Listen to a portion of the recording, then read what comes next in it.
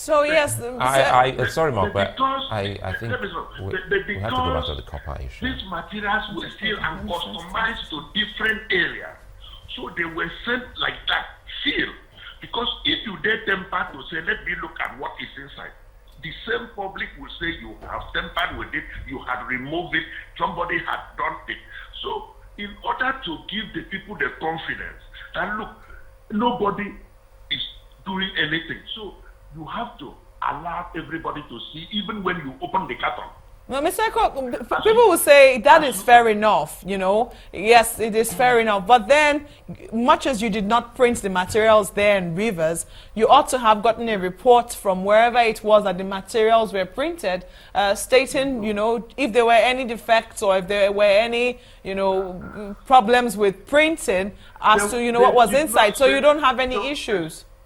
Excuse me. They did not say there was any problem. And I'm not saying there was any problem. The watermark, we all know when you stamp watermark, original, and so on, you can, as you are printing, you may have one that is faint. It's not very clear, and so on. It is there when you are printing millions of papers. There's bound to have one or two that the stamping, that original, is not very clear. Mr. Ekwe, if I may, sorry to interrupt you, sir. We do know that the printing of electoral materials at some point in this country was done outside the country. At some point, people ask questions as to why the Nigerian security and minting company couldn't do it. Because they're not just any kind of printing. It's not just any kind of materials. They're security materials. And they're materials that are always under contention. So if the printing wasn't consistent across board, some people will say that it was only fair that INEC, especially your commission in Rivers State, should have been given some sort of report as to what the consistency of the printing was like, so you did not have the kind of situation you had on ground. That is why you have the remedy to authenticate such materials that you mix. That is why you now, on the spot, we did not say, take out this material and send it to Abuja. We had the power before the people there for somebody to authenticate, assign, and date that material. That does not in any way imply that you have to withdraw those. The question should be, why should they ask that those ones that were accepted and distributed be withdrawn again for authentication? You know, these election matters are very sensitive, and really, INEC should have known not to have added or included anyone that is so faint or that would amount to what we're talking about now. That is why a lot of people have been asking questions about the preparation of INEC for elections. Don't forget that we have seen so many elections now with this new INEC, and we're also looking towards Edo State. And we're also talking about Rivers. If I have to go back now, which I just want some form of clarity or clarification, it has to do with the dead corps member, which is very unfortunate. No one is saying that every corps member should be protected. The question here is are you aware of any form of protection given for a group of corps members? Because on live television on that day, we saw so many of the politicians who came to the office of INEC or Collation Center or the police station, they all came either with soldiers or policemen, but the very important people who were on this exercise, because if we have to put a premium on any, because we're talking about maybe commoners or every Nigerian, these people who went out to conduct the election, INEC staff, the members of the NYSC, these are the people who require the utmost protection. Are you aware of any form of protection given to a group of corps members who were moving from one place to the other? Yes, protection that is given to all of us is from the Nigerian police. They are the people who are taking care of security as far as election is concerned. And they did their own bits in providing security in the units. They did their own bits in providing security in our offices as we moved from the office to the polling units. Things were done and so on. In this case, these corps members had turned from the field. Do you think, Mr. Ikorewa, do you think it would have been better? You know, you also have elections coming up soon again in Rivers.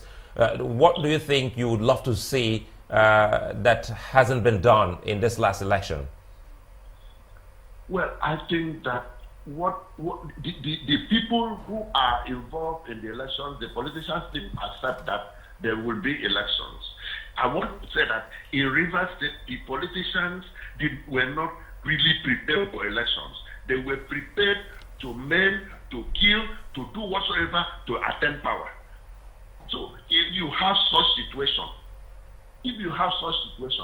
no matter what you do, the soldiers you carry, no matter what the number of personnel you deploy, and you have a group of persons who sit down to believe that the best way is to shoot their way to power, definitely you will still have this thing. I think in subsequent elections, politicians should be able to accept that let there be elections. It's not only Rivers, I mean Nigeria as a whole. Let the stakeholders, let all of us, including the media, let us look at what are the problems of election in Nigeria? Because at the end of the day, every other person will go to the home and INEC will be pointed out. Nobody is talking about those persons who train people in the street and brought them out to shoot at INEC officials, to force people and all that. And we must also know that elections are not conducted in one place where you say in INEC office. Elections are conducted in our communities, in our different communities. So, Mr. Ikorewa, these same people will sack a whole community, and people will blame it that INEC to put the community back. So, these are things that we have to be realistic in some of these things that we have. I'm just wondering now, though. So, considering some of the frustrations that you've had to go through in the conduct of these elections, can you clearly state what your position is? Because it would seem that in some papers we see that you say you've cancelled the polls, and in some other areas we see that you say no further results will be announced until reports from field officials and monitors. Would you kindly clarify what exactly is INEC's position? INEC's position is that those results that have been released start, and there are only 9 results released. 8 for the House of Assembly and 1 House of Reps. Those are the only release done by INEC, and it stands. And the position that we are reviewing and will tell the public when we commence the other process still stands. The issue of the 8 local government that were cancelled stands. That is the position of INEC. All right. Could you then tell us, as we wind down, the lady that I think coalition officer, I think Ekwe, who we saw in the visuals, she was supposed to have announced certain results. That didn't happen. They took her to the police station. Could you explain that to us? What exactly happened? What happened in that case was that somebody was trying to derail the electoral process. And the best thing was to hand over such persons to the police. And the police will continue their investigation. Finally, they will tell us what they found on this. But what we know is that somebody was trying to derail the electoral process by not going to where that person was directed to. It was handed over to the police. So it's now the duty of the police, which is the security, which is who has the constitutional power to investigate, to do their work. So if that is the case, because a lot of people saw pictures of the lady being taken out of the police station by somebody purported to be a DSS detail to one of the APC officials, could you kindly clarify that? I don't know about that. What I am saying is that you have somebody that has been found wanting in his or her responsibility and has been handed over to the police. It is the police who now prosecute, who now has the power to investigate what happened and then give it back to INEC. It's not the duty of INEC to now go into it. That this person has been handed over to the police, clearly.